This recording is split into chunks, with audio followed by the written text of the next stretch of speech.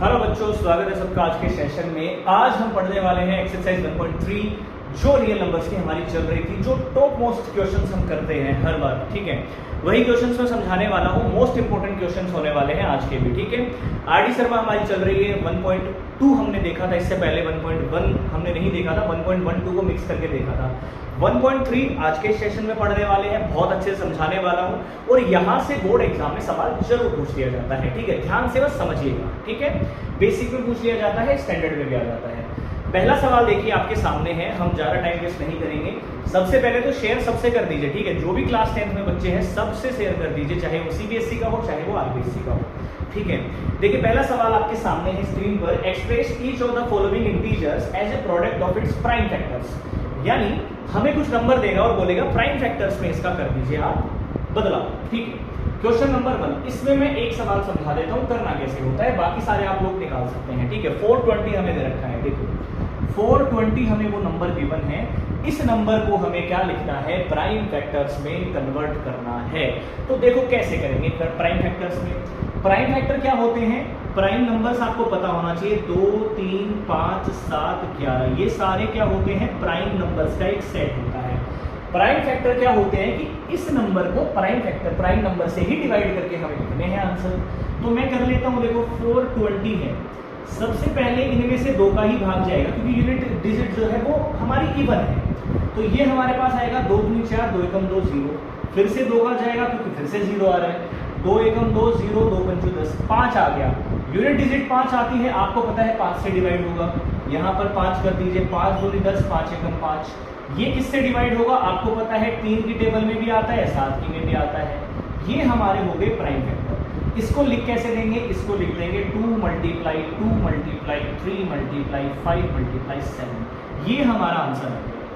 अब इसी में एक और सवाल पूछ लिया जाता है, ठीक है, जो इसमें नहीं दिया है, मैं बता देता हूँ कि हमें प्राइम फैक्टर्स का पावर्स का सम पूछ लिया जाता है।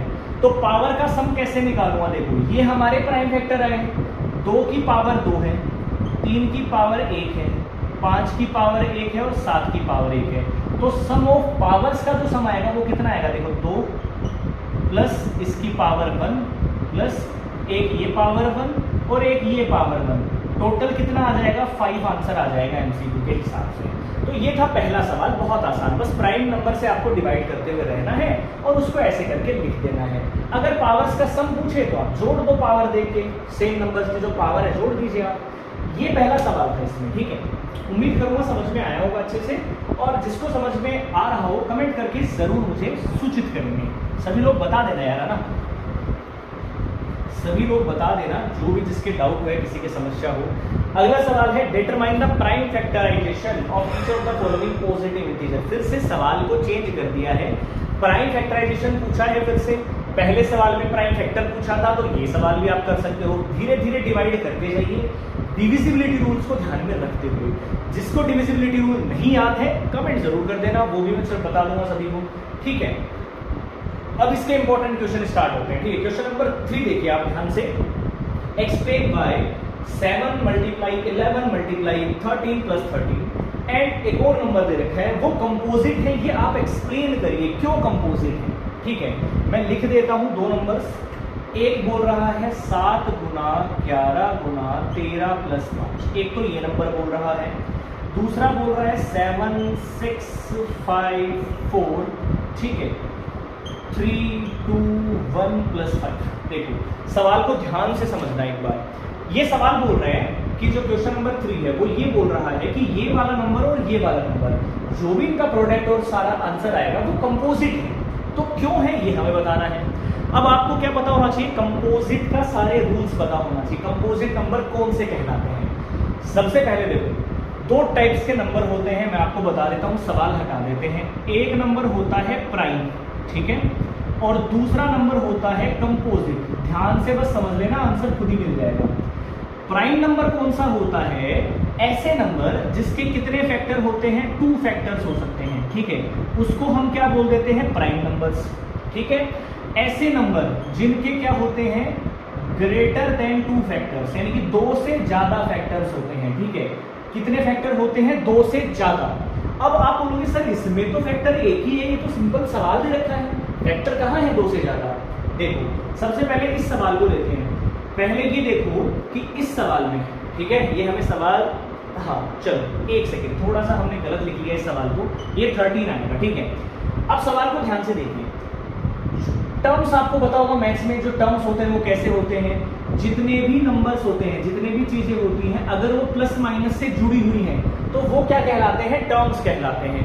इस सवाल में यहाँ पर दो टर्म्स दे रखे हैं, इन दोनों में एक चीज कॉमन आ रही है और वो आप देखेंगे सर 13 कॉमन आ रहा है, तो उसको बाहर ले आओ 13 को। अब क्या बचेगा, ये तो बचेगा 7 गुना 11 और यहाँ बचेगा प्लस का 1। आगे देखो ये 13 आएगा, मल्टीप्लाई 11 7 77, 77 और 1 होता है 78। समझ रहे हो मेरी बात को? आगे देखो, अब यहाँ पर मैं देखूंगा कि सर 78 को तो 13 6 भी लिख सकते हैं, 13 6 भी लिख सकते हैं और 1 सबका फैक्टर होता ही है। देखो कितने फैक्टर आ गए, 1 2 3 4 या फिर 3 फैक्टर मान लो, 13 सेम नंबर, 3 फैक्टर आ गए। और 3 फैक्टर किसके होते हैं, 3 फैक्टर होते हैं कंपोजिट के। पता चल गया आराम से, तो हम लिख सकते हैं since this number have 3 factors so it is composite number. ये कंपोजिट इसलिए था। सेम इसको ध्यान से देखो, ठीक है, ध्यान से इस सवाल को देखो, ध्यान से। इसमें भी दो टर्म है, देखो एक तो ये पूरा टर्म है, ध्यान से अगर देखोगे, एक तो ये टर्म है और एक ये है, बीच में प्लस आ रहा है, बीच में प्लस आ रहा है। इन दोनों में कॉमन क्या होगा, इन दोनों में 5 कॉमन होगा। 5 कॉमन में के बाद में क्या बच जाएगा, 7 6 4 3 2 1 प्लस 1। अब यहां से आंसर देखोगे तो कितना आएगा, देख लो, 3 दूनी 6, 6 चौके 24, 24 को कर दो कितने से, 42 से, 24 को 42 से मल्टीप्लाई कर दीजिए, 4 2 जा 8, 4 2 जा 8 और 16, आंसर आ जाएगा 869, ठीक है, 968, ये आ जाएगा 969। यहाँ पर भी सेम वही हो गया कि 1 सबका फैक्टर होता है, अगर मैं नहीं भी करूंगा तो भी पता है 3 फैक्टर आएंगे, 3 फैक्टर आ गए मतलब ये भी क्या हो गया, कंपोजिट नंबर। और यही हमें बताना था इस सवाल में, ठीक है, इस सवाल में हमें यही बताना था कि प्राइम फैक्टर होगा या फिर कंपोजिट फैक्टर होगा।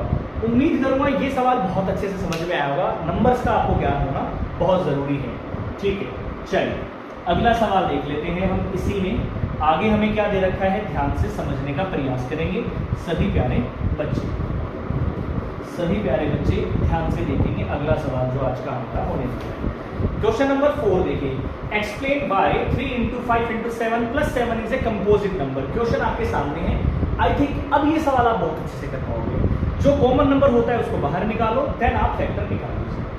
अब एक और इंपॉर्टेंट, मोस्ट इंपॉर्टेंट सवाल, क्वेश्चन नंबर 5, इस टाइप का सवाल आ जाता है कई बार एग्जाम में, चेक वेदर 6 की power n can and with the digit 0 for any natural number n, ठीक है, चेक वेदर, चेक करना है, ठीक है, ये प्रूव करने का भी आ जाता है। अब देखो क्वेश्चन नंबर जो 5 है, ध्यान से, क्वेश्चन नंबर जो 5 है, ध्यान से, हमें बोल रहे हैं कि आप ये चेक करके बताओ कि ये जो नंबर है 6 की पावर n, अगर मैं n की कोई भी वैल्यू रखूं नेचुरल नंबर्स में से, तो उसमें जो यूनिट डिजिट है, ठीक है, जो यूनिट डिजिट है, क्या है, यूनिट डिजिट, क्या वो कभी 0 आ सकती है, ये चेक करना है आपको। जैसे आप ध्यान दो कि 6 की पावर अगर मैं 1 रखता हूं, n की वैल्यू 1 रखता हूं, ठीक है, यहां पर मैं क्या करता हूं, फॉर n = 1, ये 6 आएगा, n = 2 रखोगे तो ये 6 की पावर 2 आएगा, मतलब 36 आएगा। n बराबर अगर मैं 3 रखता हूं तो 6 की पावर 3 आएगा, ये 216 आएगा। तो ये कहना चाह रहा है कि n की अगर मैं कोई भी वैल्यू रखूं तो क्या वो 0 डिजिट ला सकता है यूनिट प्लेस पर। तो मैं बोलूंगा कि यहां से तो सर नहीं आएगा, 6 का तो 6 ही आएगा, बट हमें क्या इसको बताना पड़ेगा। अगर मान लो सवाल एग्जाम में आता है तो करके दिखाना पड़ेगा, ऐसे नहीं चलता है काम। तो देखो क्या करोगे, आपको ये पता होना चाहिए कि 0 बनता कैसे है, ठीक है, 0 कैसे आएगा। यहाँ पर देखो, जब भी किसी नंबर के फैक्टर में 2 × 5 अगर ये एक पेयर मिल गया, ठीक है, ये एक पेयर आ जाता है, तभी पॉसिबल है कि डिजिट 0 वहां पर आएगी। 2 × 5 10 होता है, दोनों प्राइम नंबर्स हैं, प्राइम फैक्टर्स हैं। तो यहां पर मैं क्या बोल सकता हूं कि ये जो 6 की पावर n है, ये जो 6 की पावर n है, इसको मैं क्या लिख सकता हूं, इसको मैं बनाऊंगा 2 × 3, यही इसके प्राइम फैक्टर होंगे n। अब यहां पर ध्यान से देखिए, इसके प्राइम फैक्टर में 2 × 5 आ ही नहीं रहा है, हमें ये दोनों चाहिए थे। तो मैं लिख सकता हूं कि सिंस 2 × 5 मेक्स यूनिट डिजिट 10, ठीक है, यूनिट डिजिट 0, यानी कि वही 0 बना सकता है, यहाँ पर वो आ ही नहीं रहा है। कोई भी नंबर को आप ऐसे मत देखना कि सिर्फ किसी में 2 आ गया तो सर हम बोल देंगे 2 और 5 दोनों ही आना चाहिए, सेम यही पेयर आना चाहिए किसी के फैक्टर में, तभी जाके यूनिट डिजिट 0 हो सकती है, अदरवाइज कभी नहीं आएगी, कभी भी नहीं आएगी। तो इस सवाल में कभी नहीं आएगी। अगला जो सवाल है, जो इससे अगला सवाल है, उसमें दिया गया है 15 की पावर n, तो उसको भी आपको चेक करके मुझे बताना है, कमेंट करके जरूर बता देना कि 15 की पावर n क्या एंड 0 से हो सकता है, वो आप लोगों को बताना है, ठीक है।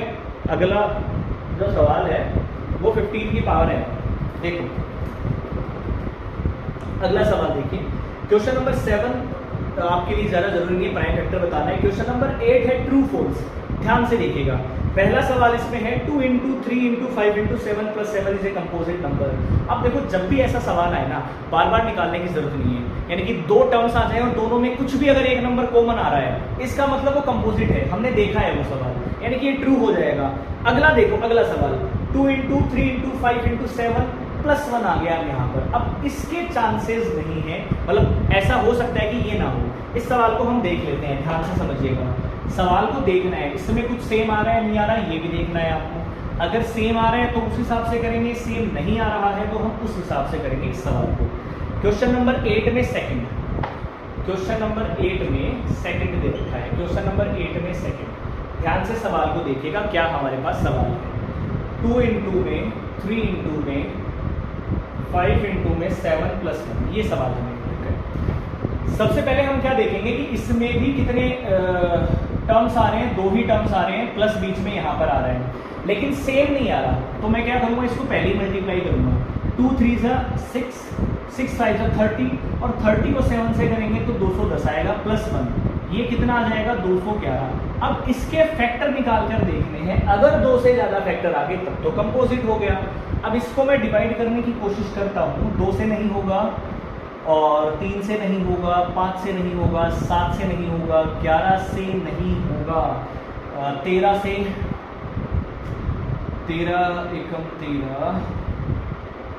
13 से भी नहीं होगा। तो आई थिंक इसको चेक करना, मेरे हिसाब से ये कंपोजिट नंबर नहीं हो पाएगा, क्योंकि इसका 211 खुद एक प्राइम नंबर हो सकता है, ठीक है, ये ध्यान रखिएगा। ये चेक करके आप कमेंट बॉक्स में जरूर बता देना। और अगर ये वाले सवाल समझ में आए हो सभी प्यारे बच्चों को, सभी स्टूडेंट्स को, तो शेयर जरूर कर देना। हर एक सवाल हम यहाँ सीखेंगे, और ये जो सवाल कराए ये एग्जाम में आने वाले सवाल टाइप हैं। एक लास्ट सवाल हमारे सामने है, ध्यान से देख लीजिए उसको भी। हमारे सामने है कि let P, Q, R be 3 distinct prime numbers. देखो एक सवाल आपके सामने आ रहा होगा जिसमें P, Q, R तीनों डिफरेंट प्राइम नंबर्स हैं। चेक करना है P, Q, R + Q, ठीक है, इज ए कंपोजिट नंबर और नॉट।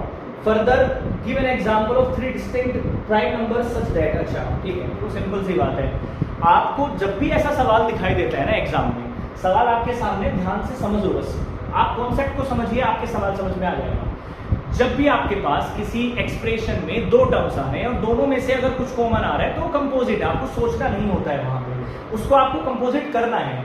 और ये सवाल बोल रहा है कि जो इसमें 2 सवाल दे रखे हैं, फर्स्ट एंड सेकंड, खुद से कोई 3 प्राइम नंबर के पेयर बनाओ और चेक करके दिखा दो, ठीक है, कोई भी 3 का पेयर बना लीजिए।